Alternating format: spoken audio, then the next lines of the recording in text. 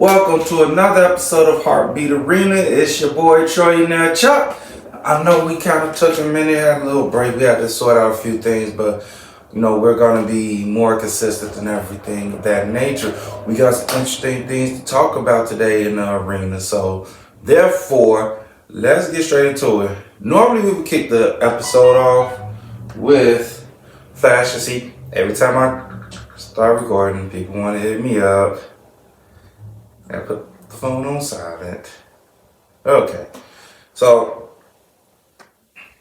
before we get into the show, as I mentioned, normally we always started off with fashion topics, what's happening in fashion and everything of that nature.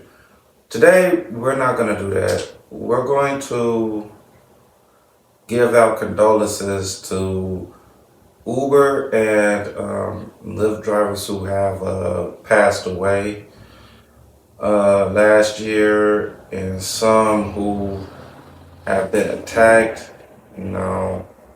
Drivers, we urge that you be safe out there. You arm yourselves and protect yourselves as best as possible, because it's not right that you're giving a service to someone and for whatever reason they think it's okay to just, rob you or kill you, just take your vehicle and think that you have cash on you when realistically you probably don't, because you just keep everything on your card. It's not right. And, my condolences go out to those that have passed away from doing Uber and Lyft. And I just had to get that off my chest, because, when I take Ubers and Lyfts to places and stuff, I be very grateful and appreciative of the people that are out there for those 13 to 14 hours a day driving just to make ends meet. I appreciate them. And I appreciate them using their vehicles to make sure I get to my destination safe and sound. Okay? But some interesting things that happened in the NBA. There's been a lot of fights going on. And the one I want to talk about is the Heat and the Pelicans. When Zion Williamson went up for like a layup or something, and Kevin Love kind of grabbed him, just to try to make sure he doesn't fall, and he tried helping him up. Then one of Zion's teammates tried, to go after Kevin, and Jimmy got involved in this big brawl. I find that to be very unnecessary, because of the fact that it wasn't intentional. I mean, it's Kevin Love. Like, come on, Kevin Love is not a dirty basketball player. He doesn't do things like that. And he tried to help Zion up and try to protect his fall, when he fouled him. And so it wasn't no need for the Pelicans teammate to try to come in and start something and try to kick up a fight. There was no need for that. And one of the things people have to understand in basketball, it is a contact sport. Okay, it does get physical. Some people, you're gonna get fouled if you're driving to the lane all the time, unless you're just a jump shooter. And even then, you get fouled. Okay? I don't know what else you would want me to say about it. That's just the nature of the game. It's a physical sport. If you don't like physicality and you don't want to be touched or fouled, then go play tennis, go bowling, do swimming, okay? Or track and field. That's all I'm gonna say. Just do those sports then. Don't step on that court and think, oh yeah, I'm not gonna get touched or fouled or grabbed and all stuff. It's gonna happen. Okay? So, another issue to talk about is this. Giannis won the MVP when, two-time MVP, Giannis won the Bucks their NBA championship.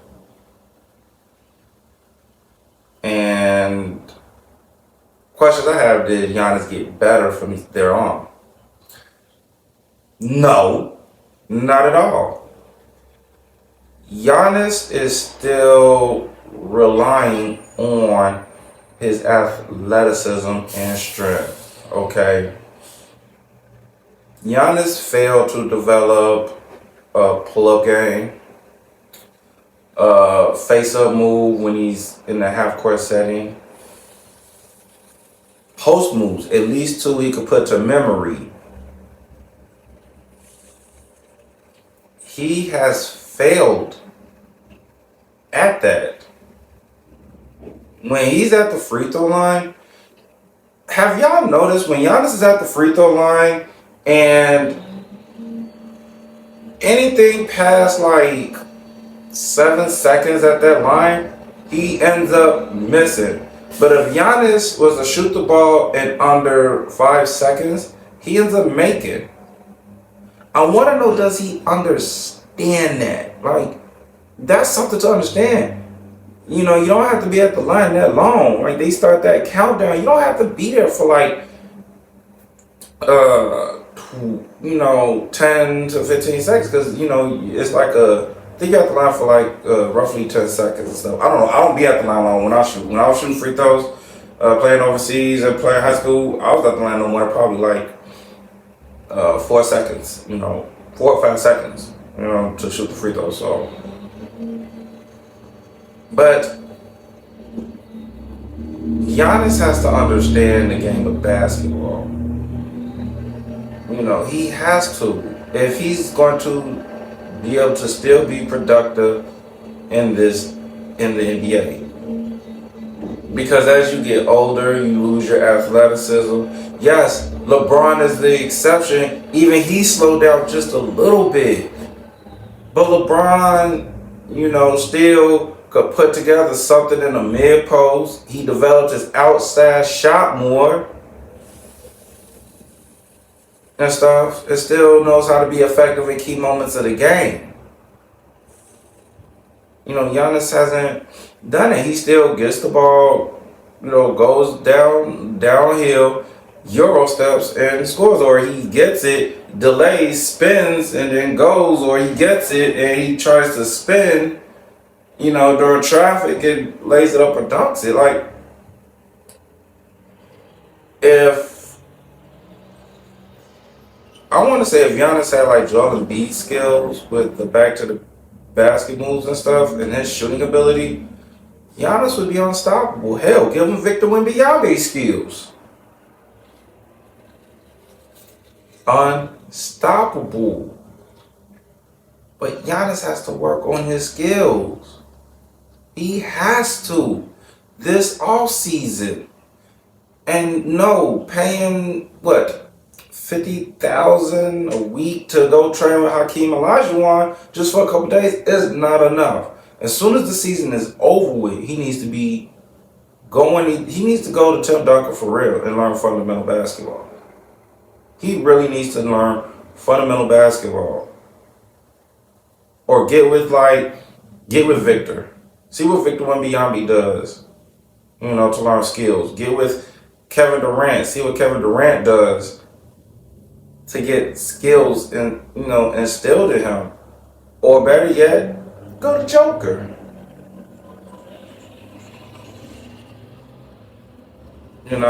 I get he doesn't want to buddy, train with other people, but look, he needs skill development. Because they know how to stop Giannis. Which is why they need to go get Dame. But if you watch the Bucks play, and Gilbert Arenas alluded to this, and I want to point this out because I seen it when I was watching the game. Because I think they was playing the Timberwolves. Dame and Giannis don't like pick and rolling, and Gilbert said because they don't like being double teamed because they're just gonna go and double team. They'd rather Dame pass it to Giannis and let Giannis shoot the jump shot, free throw line, extended shot. But with Brook Lopez, they can't do that because Brook Lopez is pick and pop, and if they go double, you leave Brook Lopez wide open for that three. He's gonna knock it down. And there was a game where he scored 12 points by hitting 4 for 4 from the three in the first quarter. So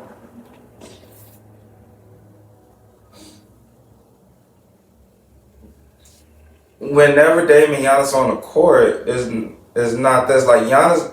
I don't know if Giannis still feels like he has to be the star, but it's like he does not defer to Dame more so often. It's like, okay, if Giannis gets the rebound, just give it to Dame, let Dame cook it. And Dame needs to go get the ball instead of just, going all the way down the court. I'm not saying Giannis should stop bringing it up the court. I'm just saying he doesn't have to do it as much because Dame does a better job with it.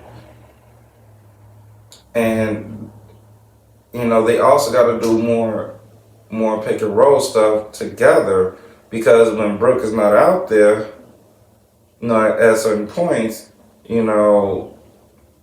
would be nice to see Giannis and Dame do more pick and roll action with each other. But again, when you don't have an outside shot and everybody knows you want to draw it, it makes it hard to do pick and roll because everybody knows what you're going to do. You don't mix it up.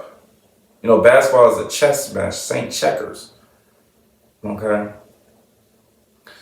And so another interesting thing that I've seen in basketball, of course, the Bulls, we got to give them props. And we got to give them congratulations for their double, I think it was a double overtime win against the Cleveland Cavaliers, where, you had DeMar DeRozan in double figures, you had Andre Drummond in double figures, you had Kobe White in double figures, you had Vooch in double figures, Everybody be talking about trade Vooch. I'm like, why would you trade Vucevic when he's arguably one of the most consistent players on the team, who's getting you like 24 and 12 a night? And you got DeMar DeRozan that gets you at least 15 or more a night.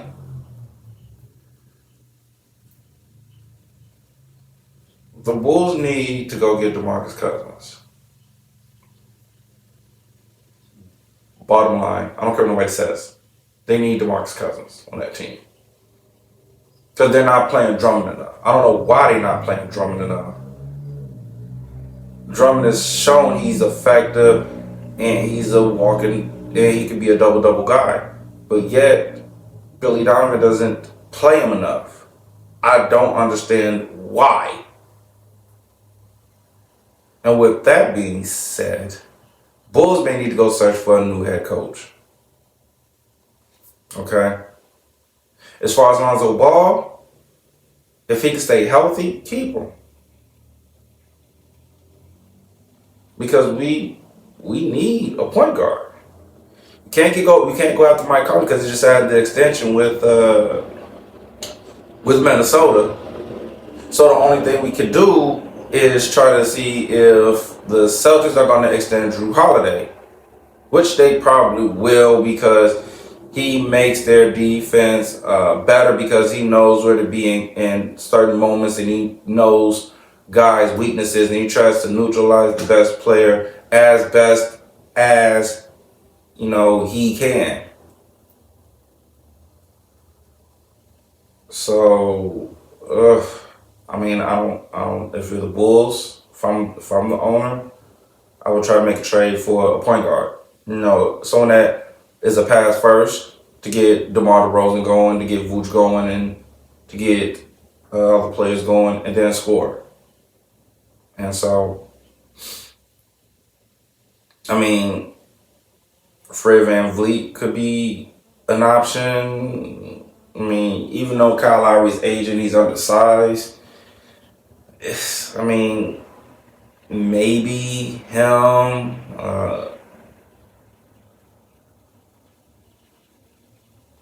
I can't think of no other LaMelo, but LaMelo his contract's too big, and the Bulls aren't going to pay that to try to go get him. So it's kind of difficult, with the Bulls because you're trying to. We don't know what the ownership is gonna. What the owners are gonna do. I said ownership. What the owners are gonna do. We don't know if they're gonna try to go for a playoff or if they just gonna not care. And I know me as a fan, I would like to see them in the playoffs again. and I like for them to make a move in the off season and stuff. And so another debate, people are discussing is how defense and stuff is being played.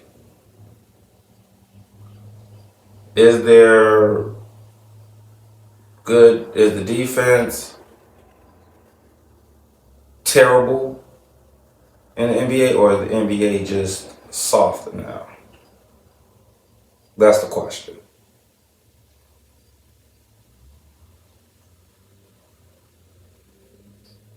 The defense, to me, certain teams are horrible at defense. And here's why. Because owners and coaches said this. They say this all the time when watching the game. The league is full of talent, but the basketball IQ is so low. Because they don't understand spacing, they don't understand where they're at on the court. So on the defensive end, some guys don't keep their head on the swivel in the league. That's why they get backdoored a lot. Or they're overplaying and they get backdoored a lot. Or they end up losing their man because they're too busy ball watching.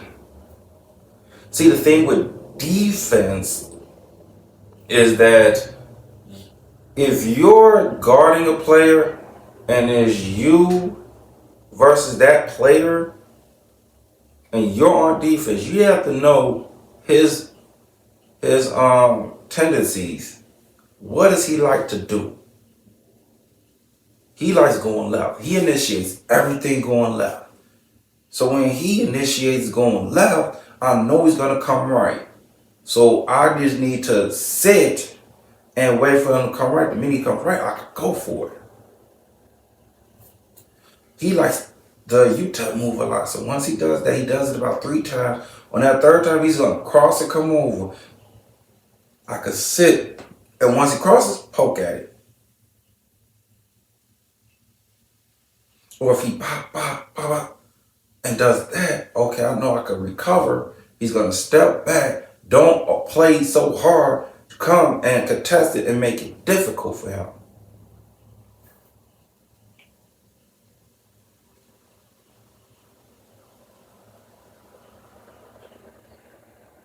Help side. Some guys aren't good at playing help side defense. Or some can't play help side defense because they got a good shooter. So like Klay Thompson, if you're playing Golden State, what made them so difficult was because of constant movement.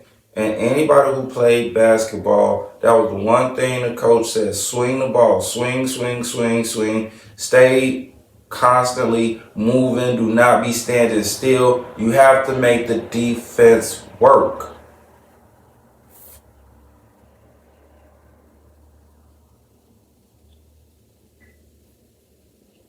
Because one of the things we used to do, and one of they used to say in high school, they would be like, don't let the ball stick in your hands.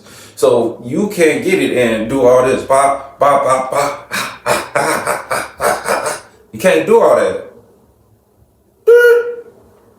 Going down. Coach would be mad. You would have to get it, make your move, get to the basket. You get stopped, kick, drive, boom, kick, swing, swing, swing, cut, set the screen, set the off ball screen, set this pin down, come off, boom.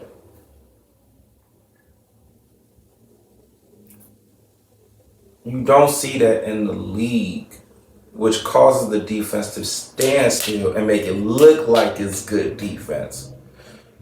So when teams like the Celtics are playing, they rely so much on ISO ball with Tatum and Brown that the defense just stands there. When if Drew comes past the Tatum, Brown goes, sets an off-ball screen. Brown comes, tries to get the ball. Tatum gives it to Brown mid-post. Tatum, fakes right, dives middle, and then rotates over. Everybody is shifting and everything of nature. If it's constant movement, people dive into the basket. You make the defense work. You making them tired. So when they're tired, guess what? Now they got to exert energy on the offensive end. I challenge you all to actually watch like Denver, Golden State, Indiana. Watch those three teams, right?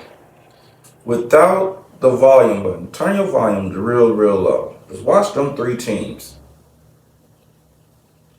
Count how many passes is being done before a shot goes up.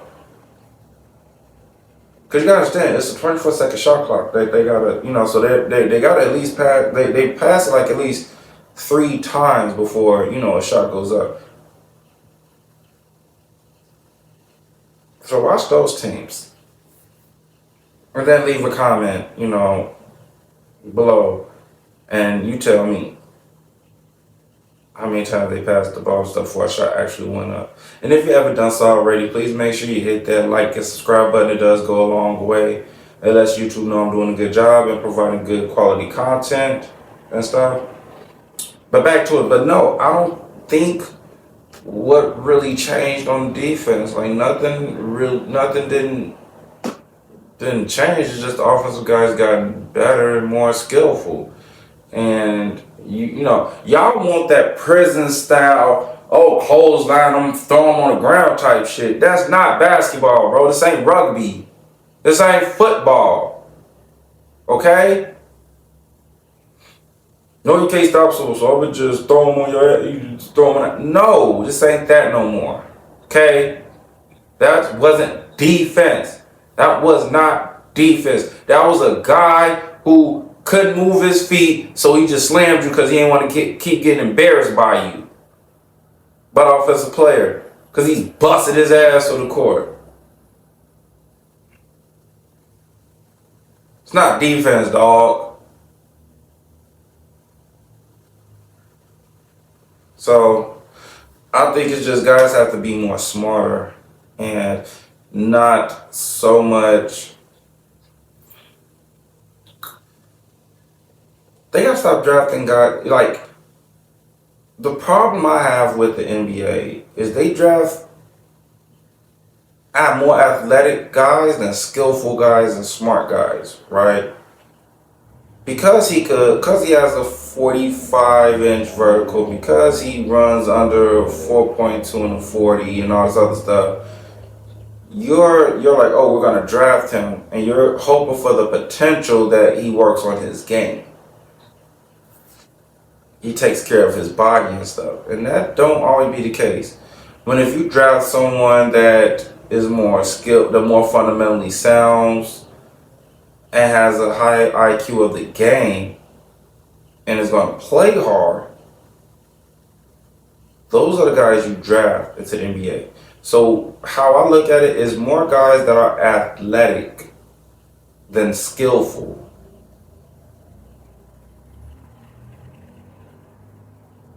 And when we talk about skillful, is what are you very, very good at? Like, what are you really, really known at? So like Kyrie Irving, he's very skillful at dribbling the basketball. Okay? Joel Embiid is very skillful at his scoring ability in the low post and his shooting ability. Klay Thompson is a very skillful shooter. Steph Curry is very skillful at his shot making ability from long range. Added to the fact he can't handle the ball.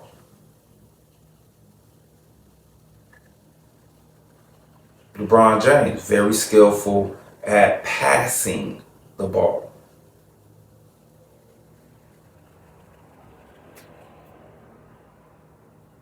He does everything else, very good, very well. But his one skill that stands out is his passing ability, his playmaking ability.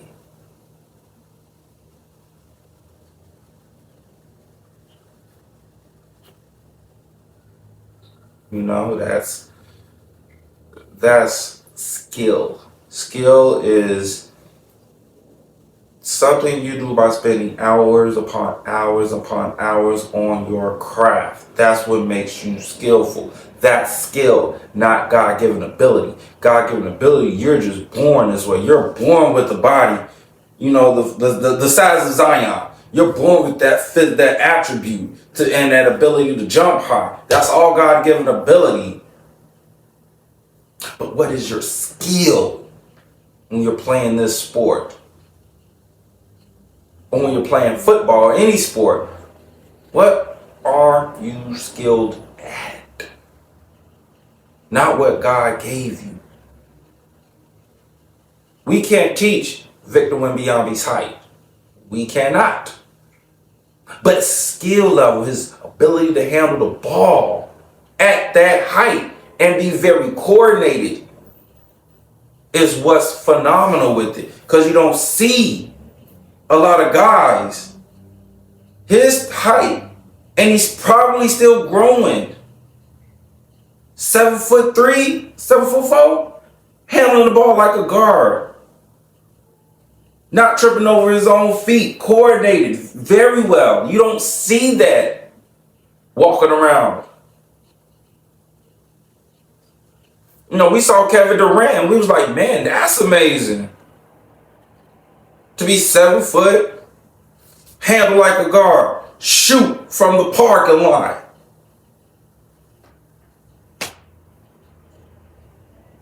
You don't see that on the regular. We can't teach height. We can't teach speed. We can't teach jumping ability. Yes, you could train to jump higher, but if you already jumping at a 40 inch, we just can't teach like that. How do you be able to jump at a 40? We can't really teach that. That's God-given natural ability, strength, being strong, naturally strong. Can't teach that. Everything else, though, when it comes to shooting, dribbling, rebounding, playing defense, skill stuff, we could teach that. I think that would be the one thing I would change about the NBA. Just draft more guys that are more fundamentally sound and have a high basketball IQ of the game. The guys who would just have raw talent. And if you don't know what raw talent is, it's what we just talked about. Things you can't teach. And so with that being said, we're going to take a quick commercial break.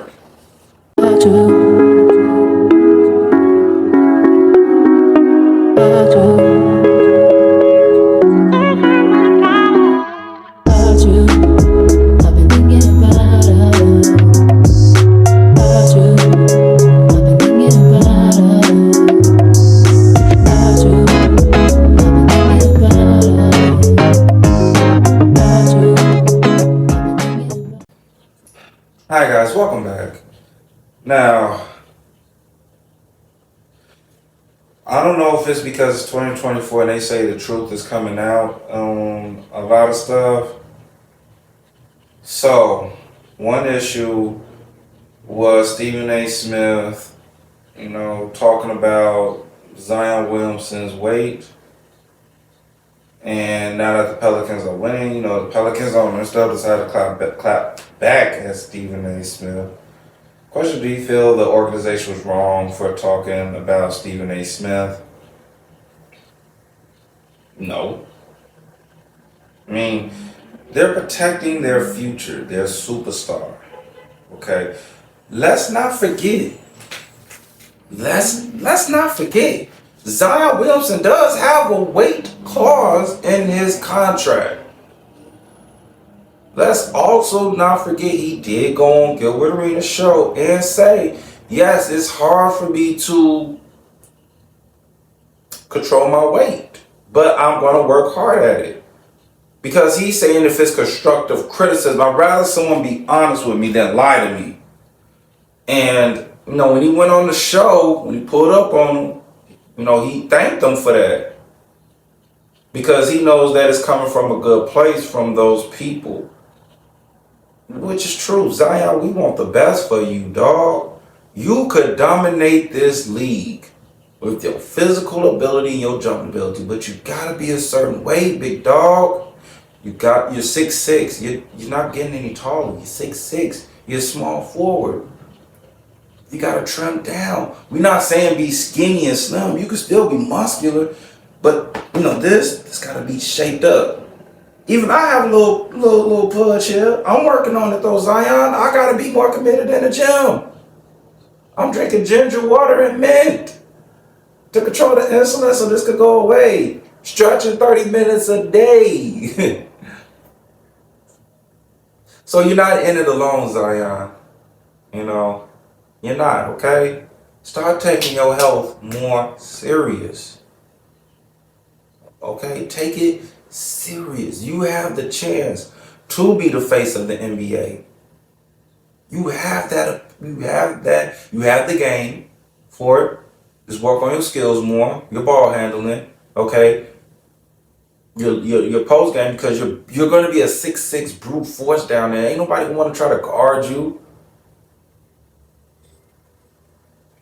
Work on your outside shooting and stuff. Like this season, I would say all season for you, Zion. My game plan for you, if I was like the owner, I'm putting you on a strict diet. And I'm going to have someone monitoring your every move. I'm going to make a call to all the restaurants and tell them what you can't eat. And they will not serve it to you.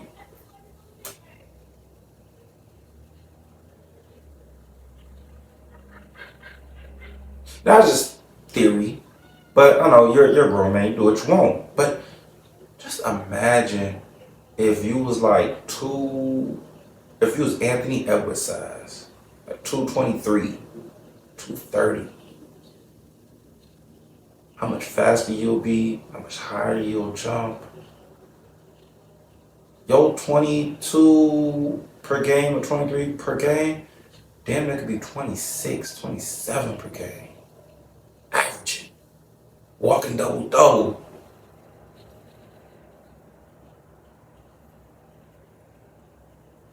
I want you to think about that. Just think about it. I hope you do hear this because, again, there's people that are concerned about your weight. We coming from a good place. We want to see you last long in this league. We don't want you to be out the league, because of the weight, because it's giving you problems on the court. So, and then another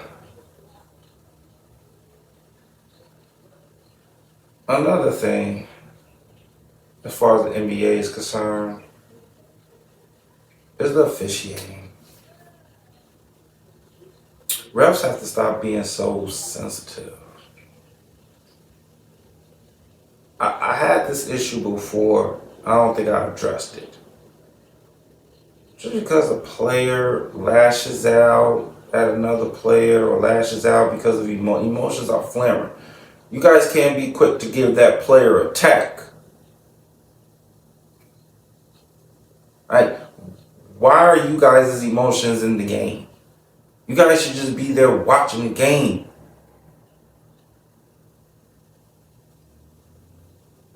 Just watch the game and ref it. That's what you're paid to do. Nah, hey, you get a tap, you get a tap, you get a tap, tap, tap, tap, throw it out, text.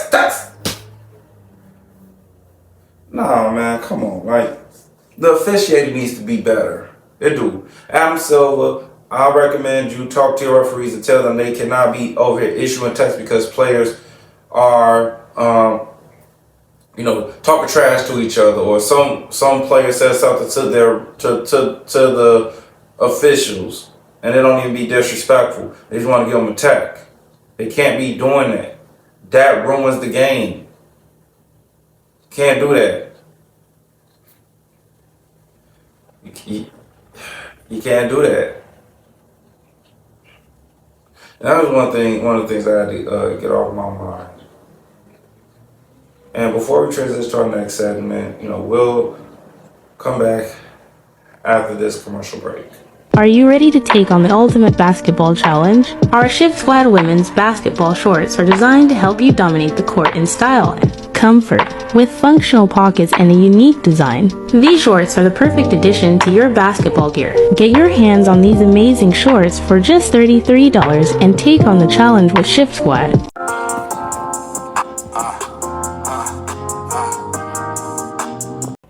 All right, let's get into it. All right. One of the topics that we must address is marriage dead in 2024.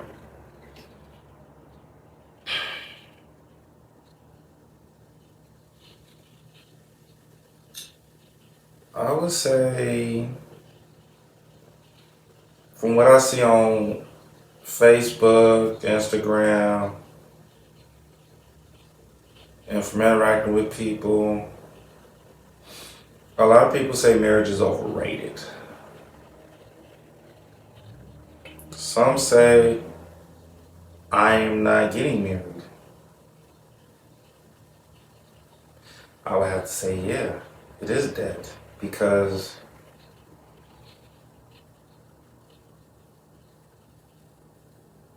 not too many people are getting married these days. Let's just call it what it is. Women rather do OnlyFans and, have you come over and fuck for $40 than be courted on a date. Now, I don't even think women allow dudes to open the door for them anymore.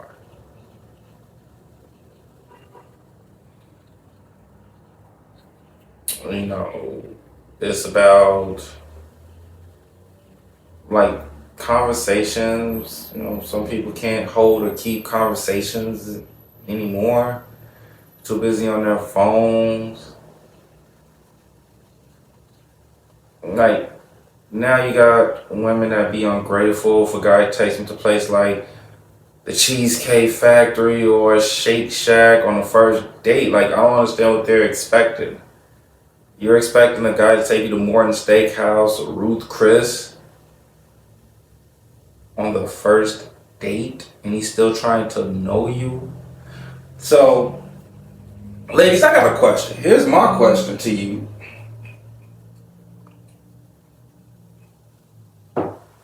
There was a guy on YouTube by the name of Hot Damn I Rock, and he's made this thing called Mathematics, right? And he was talking about, do guys still expect to fuck on the first date?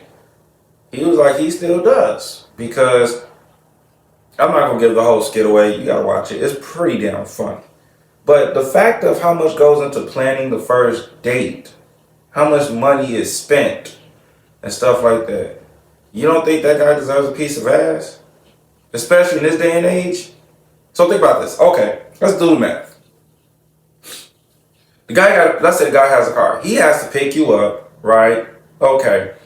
So he has to put gas in the car, right? And that's gonna run him about 30 to 40, depending on what car he's driving. All right. He has to pick you up.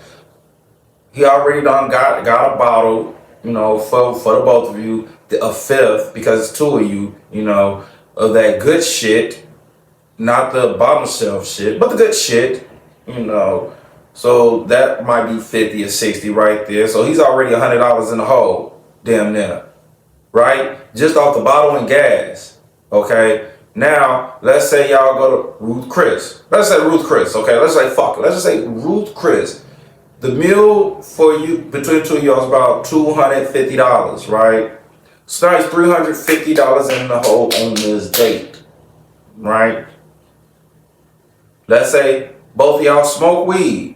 Right? Both of y'all smoke weed. Now you gotta go to the store and get some Dutches, or get some Rollies, or get some backwoods, So that's a dollar something, $1.50, right? He has a tray 5 in the car, or a half old. We'll say tray 5 because that's the norm. He got some tray 5 in the car, so that's probably like $40, $50 right there. So that's about. So now you're looking at almost $390 to $400 on this date of being with this girl for the first date. $400 spent.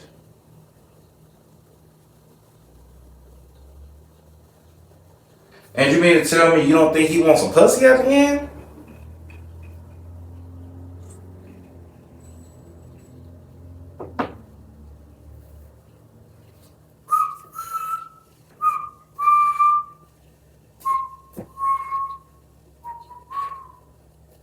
Let's be real with yourselves, ladies.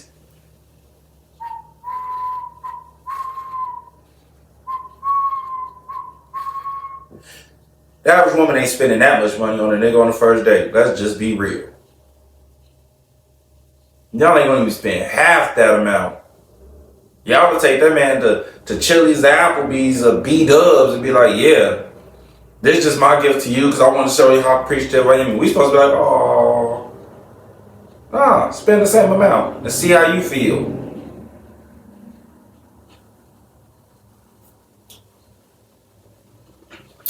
And you think he ain't supposed to just expect some ass out of this?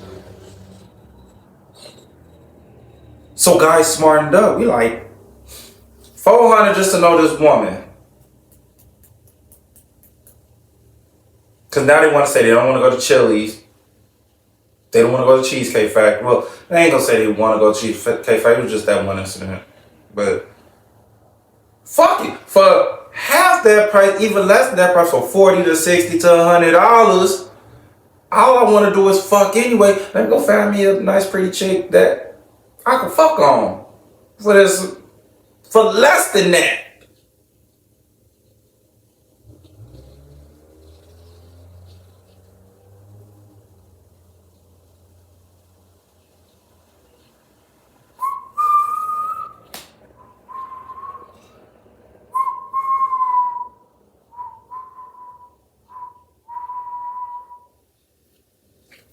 Yep. Yes, this is port wine. I had to pour me a glass of some port wine for this. So, is marriage dead? Pretty much. I don't have nobody talking about they want to get married. I mean, it's they say it's overrated and stuff like that. Which brings me to my next topic. Should single women and single guys date married people? If they do, should they fully commit to them? No. What did you? No. What the? Come on, y'all, stop this shit. Stop it. What are we talking about? Yes, I had to bring that topic up because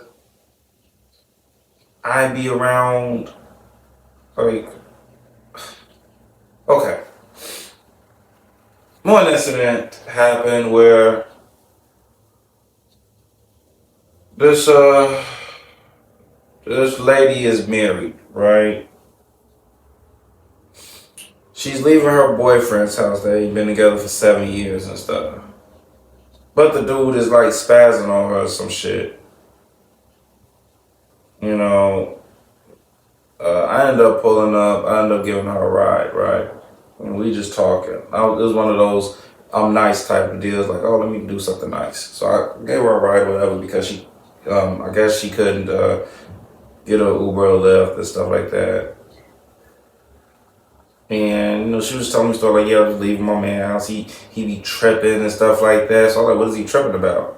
So she was like, well, he's mad because I got to go home and all this other stuff. I didn't want to spend the night. I'm like, well, why didn't you want to spend the night? She's like, because I have to go home. She was like, I'm married. You know, I have a husband. I was like, does he know that? And, you know, she was like, yeah, he knows it, but, you know, he wanted me to spend the night but I told him I couldn't. And I was like, oh, wow, that's crazy. And she like, what's crazy about it? I said, it's crazy the fact that you got a whole husband at home and yet you stepping out on him. And I asked her, are y'all in an open, marriage or something? And she was like, no. So he doesn't know. She's like, nope. I'm like, that's crazy. She's like, well, I was like, no, I don't know. I don't know. Because, but that's your thing, your issue with him. Because if he was to find out, shit gonna hit the fan. She's like, yeah, you're right. It is what it is. I was like, yeah, but, it's fucked up. Why be married if you can't commit? Like, damn, don't get married. Because now, when you're married, it's beyond commitment. This is like now, unless you got a prenup, hey, yeah, how the shit that motherfuckers got, y'all got to split. Or it's 7-30, 80-20, 60-40. Men lose in divorces. I don't talk to guys. When I used to, do Lyft and Uber when it first popped on the scene, and guys would tell me like, man, my wife took everything. Me and her got divorced 2 or 3 years ago. I told her she could have the house, she could have the car. And I'd start over. I'm like, why'd y'all get divorced? He said, because she kept cheating on me. So I wanted the divorce.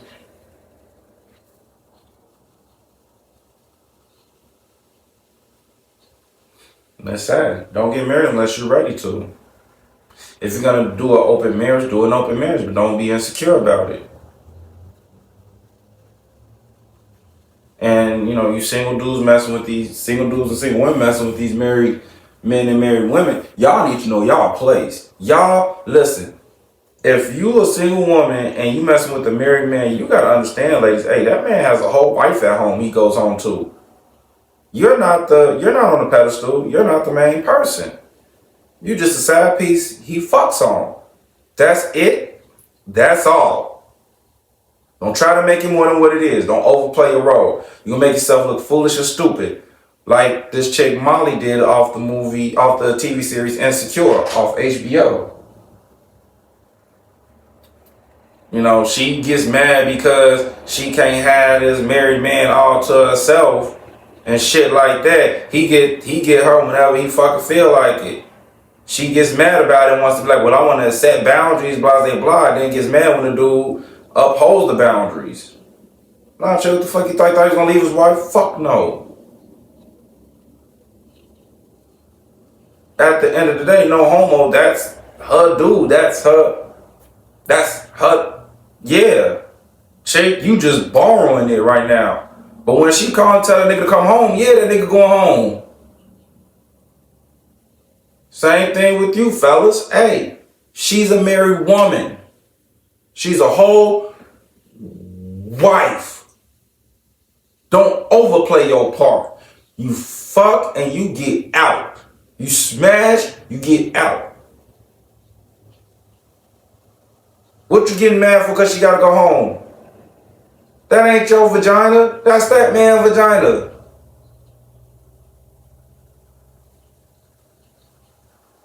Ain't no married woman gonna divorce the husband. She ain't gonna divorce that man for you.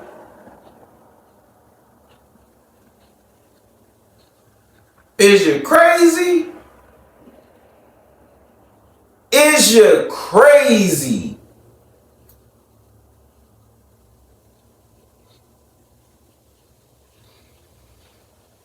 Man. Man.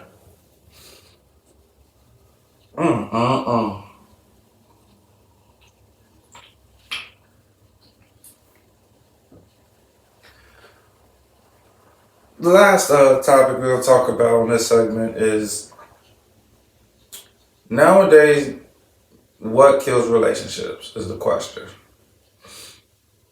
This pops up on my Facebook feed 24/7, 365. Some people say social media. I disagree. It's not social media. It's actually pretty sad when women want to hide the dudes they're dating. They're like, I'm not going to tell you who I'm dating. Because all you women going to do is hit his inbox. That lets me know that woman that's dating the dude, she's insecure.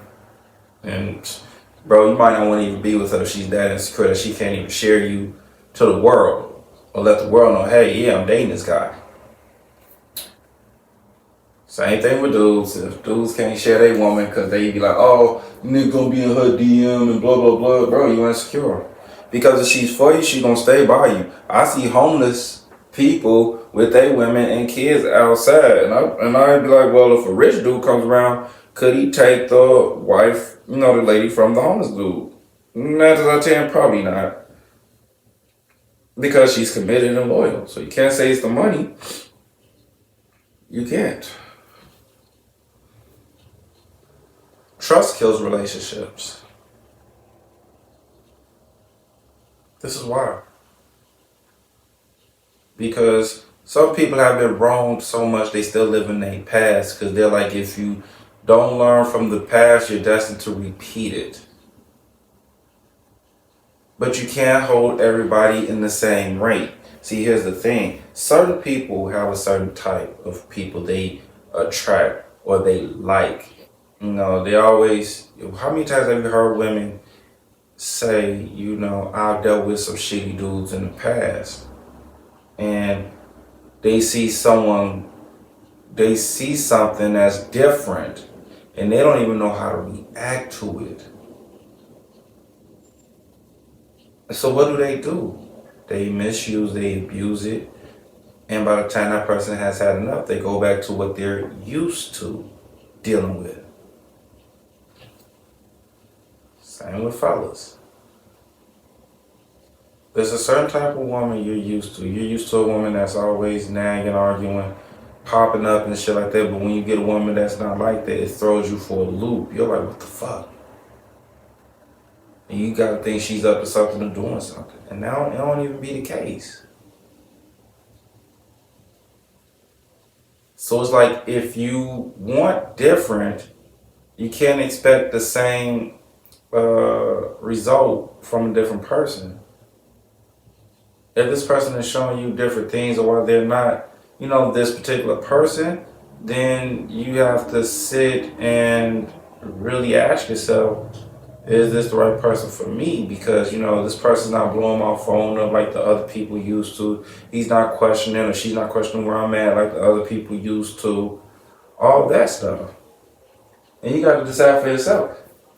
Is this what you want, or are you just used to those, or you just like those that are like that? And if you like those that blow your phone up, always questioning where you at, want to start fights, arguments, then you just stay with those that you stay with what you know. But if you want something different, that's the complete opposite, then your mind has to be open to that. And you have to accept that and learn that you don't have to have your defense and your guard up all the time around that person and not to expect the worst, but you got to be positive and expect the best out of it.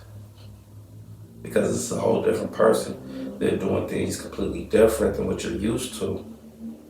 So you got to sit and just observe and not react and study and learn.